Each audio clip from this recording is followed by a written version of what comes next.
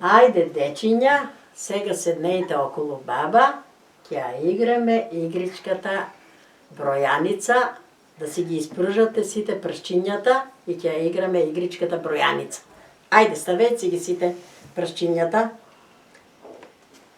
Јас со песничка ќе броам по вашите пршчиња или зглобчиња. По што сакате да броам? По пршчињата или по зглобчињата? По пршчињата. Да. По пршчињата. Значи, на крајо на песничката, кога ќе заврше, кај некоја од вас детенце ќе си го свие пршчето. Там, значи, дека што завршува песничката, некој од вас детенце ќе си го свие пршчето. Това детенце прво што ќе си ги свие сите пршчиња што ќе ги свие, тај ќе победува и оно ќе брое. Оно ќе почне да брое. Спремни ли сме сега? Да.